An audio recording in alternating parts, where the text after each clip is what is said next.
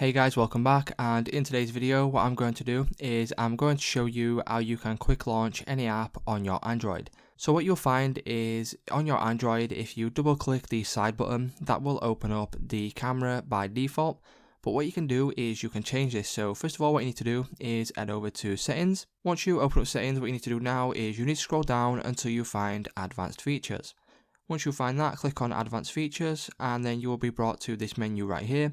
And the option we need in today's video will be the side key option. So click on side key and then you'll be brought to this page here. And as you can see where it says double press, it is default set to quick launch camera.